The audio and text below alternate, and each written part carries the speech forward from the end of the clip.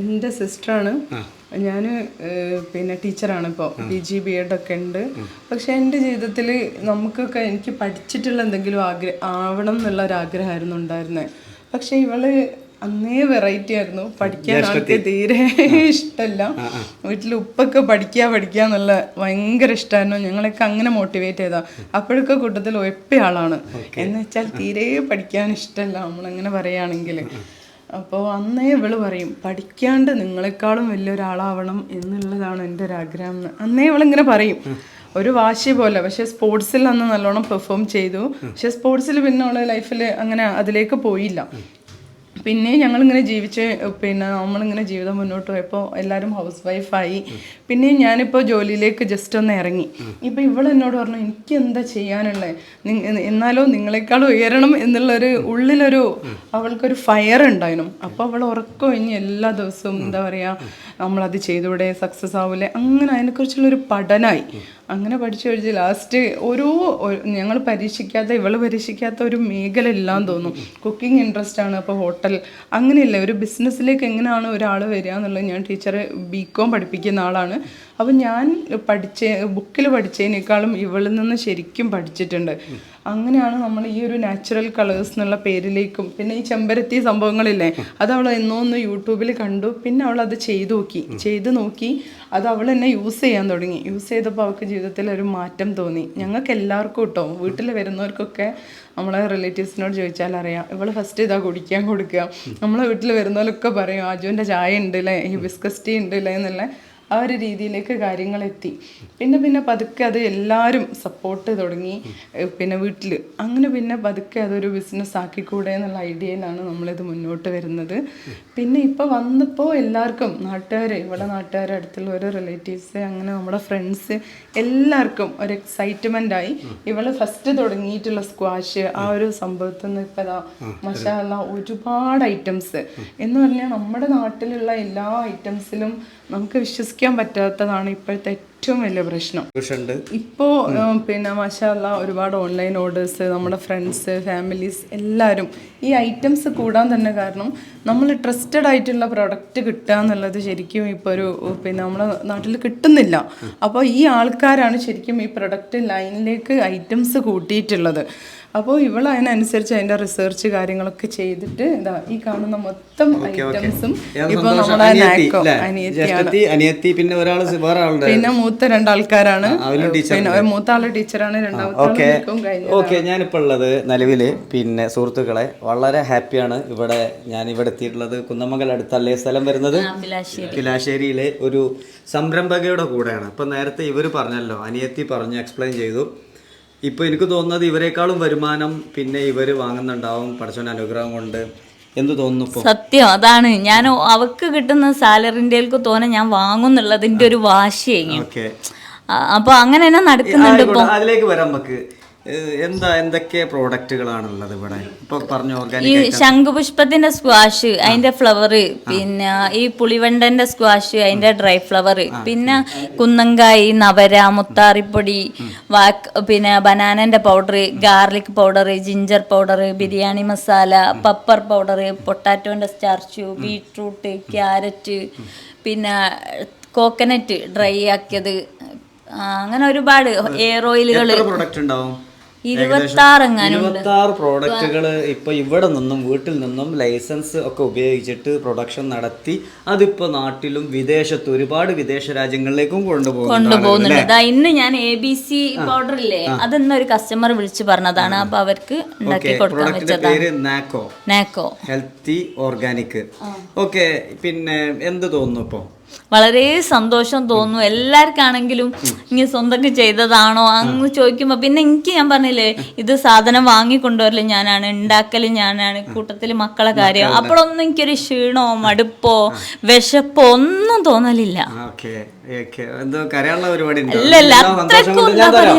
ഇതെന്താ പറയുക, എനിക്ക് തോന്നുന്നത് ഇവർക്ക് തീവ്രമായ ഒരു ആഗ്രഹം ഉണ്ടായിരുന്നു, എന്തെങ്കിലും ഒരു സംഭവം ചെയ്ത് സക്സസ് ആക്കി കാണിച്ചു കൊടുക്കണം എന്നുള്ളത്. സ്വാഭാവികമായിട്ടുണ്ടാവില്ലേ?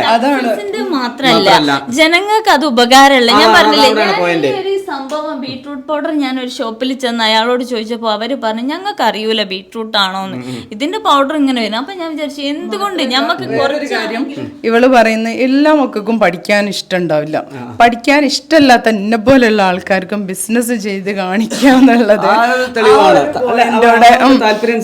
അവനവന്റെ താല്പര്യം. കാരണം ബിസിനസ് ചെയ്യാൻ എഡ്യൂക്കേഷൻ അധികം ആവശ്യമില്ല എന്നുള്ളത് അവള് തെളിയിച്ചു. മാത്രമല്ല നമ്മൾ ആഗ്രഹിക്കുന്ന സമയത്ത് നമുക്ക് എന്തും പഠിക്കാം എന്നുള്ളതാണ്. ഇവളിപ്പോൾ ഈ കാര്യങ്ങൾ ഓർഡർ ചെയ്യുന്നത് ഗൂഗിൾ അതൊക്കെ ഇവള് വീണ്ടും പഠനം ഒരു കാലത്ത് നിർത്തിയതിന് ശേഷം ഇപ്പൊ പഠിച്ചപ്പോഴാണ് ശരിക്കും സക്സസ് ആയിട്ടുള്ളത്. യഥാർത്ഥ ജീവിതത്തിൽ പഠിച്ചപ്പോഴാണ് അവക്ക് കൂടുതൽ പെർഫോം ചെയ്യാനും.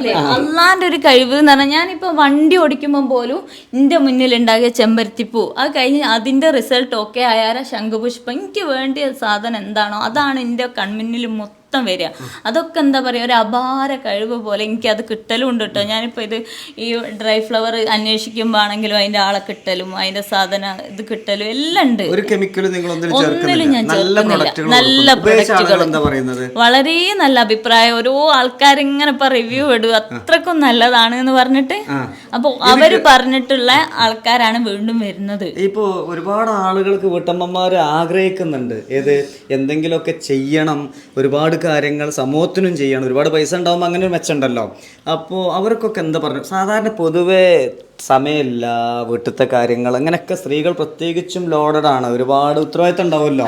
അപ്പോൾ അതിന്റെ ഇടയിൽ എന്ത് പറയാനുള്ളത് എന്റെ പ്രേക്ഷകരോട്? എനിക്ക് ഈ മക്കൾ പോയി കഴിഞ്ഞാൽ 9 മണിയാകുമ്പോൾ കുന്റെ പണി കഴിയും. അപ്പോൾ എന്താ പറയാ അടുത്തുള്ളവർ വന്നതില് നമ്മൾ ആ കുറ്റം പറയുന്ന ആ ഒരു ഇതിൽ നിന്ന് മാറി ഞാൻ എന്ത് ചെയ്ത് പൈസ ഉണ്ടായാലേ ഞമ്മക്കാണെങ്കിൽ പോലും മറ്റൊരാളെ സഹായിക്കാൻ കഴിയും.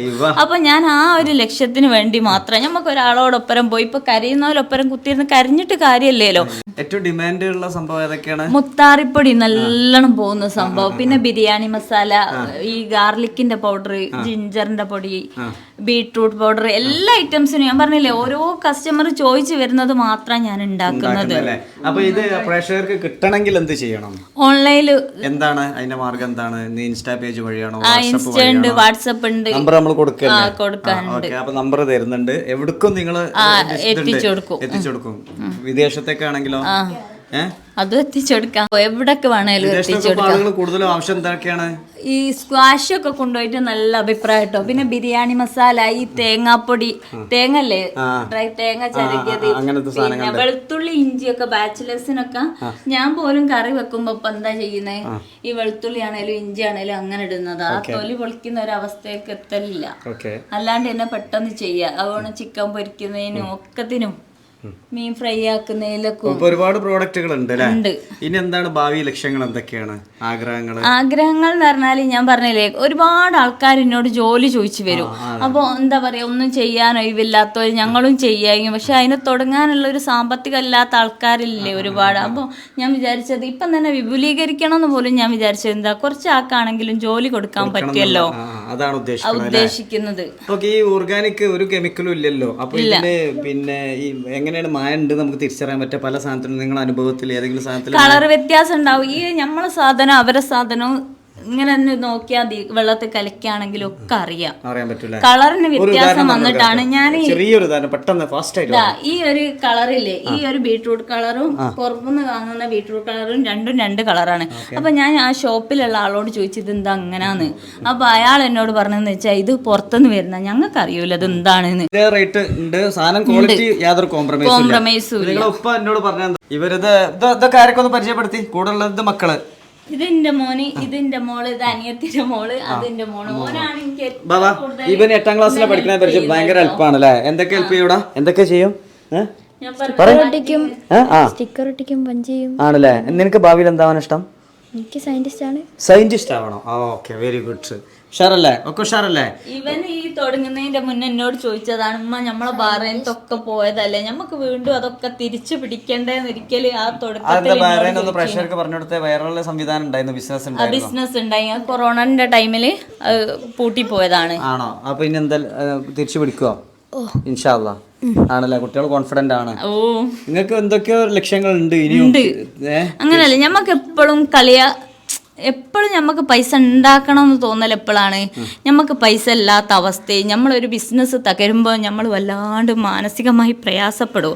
അപ്പോൾ അതിൽ നിന്നെന്താ ചെയ്യുക, ചിലവർ അങ്ങ് താന്നു പോകും. പക്ഷേ ഞാൻ വിചാരിച്ച് അന്നാണ് നമുക്ക് യഥാർത്ഥത്തിൽ ജീവിതം എന്താണെന്ന് പഠിക്കാൻ പറ്റിയൊരവസ്ഥ, നമ്മളെ കൂടെ ആരുണ്ട് എന്നറിയുന്ന ഒരവസ്ഥ. അപ്പോൾ അതിൽ നിന്ന് എനിക്കൊരു മാറ്റം വരണം. അപ്പോൾ ഫാദർ പറഞ്ഞെന്താരോ ഒരു മായം ചേർക്ക് എന്താ നിങ്ങൾ പറഞ്ഞു കൊടുത്തേ? അല്ല, ഈ ചെയ്യുന്ന കാര്യത്തിൽ കൃത്രിമം ഒന്നും ഉണ്ടാവില്ല. ഞാൻ ഇങ്ങനെ ഒരു സംഭവം ഉണ്ട് ഉപ്പൻ്റെ അടുത്താണെങ്കിലും പറഞ്ഞപ്പോൾ വായിച്ച് പറഞ്ഞ് ഭയങ്കര എന്താ പറയുക, ആ ഒരു കൂടെ നിന്ന് അപ്പം തന്നെ വന്ന് എന്താണ് പരിപാടി. അപ്പം ഞാൻ പറഞ്ഞു ഒന്നും നഷ്ടപ്പെടുന്നതല്ല വായിച്ച്, നമ്മൾ അങ്ങനെയാണ് ചെയ്യുന്നത്. അപ്പോൾ എന്താ പറയുക, അത്രയും പിന്തുണയും സന്തോഷവും കഴിഞ്ഞു ഓരോ നിമിഷവും. ഞാൻ പറഞ്ഞില്ല, ഹസ്ബൻഡ് ആണെങ്കിലും എന്തിനും ഞാൻ കൂടെ ഉണ്ട്, ചെയ്തു തരാം, ദുബായിലുള്ള ചെയ്തു തരാന്നുള്ള ആ ഒരു ഇത് തന്നെ തന്നത് കേട്ടോ. കെമിക്കൽ ഒന്നുമില്ല, ഇല്ല, അത് 100% എല്ലാവർക്കും ഉറപ്പിക്കാം. കേട്ടില്ലേ എങ്ങനെയുണ്ട് വന്നത്? അങ്ങനെ പ്രതീക്ഷിച്ചില്ലല്ലോ. വീട്ടിൽ അങ്ങനെ വീഡിയോ എടുക്കാൻ അറിയില്ല.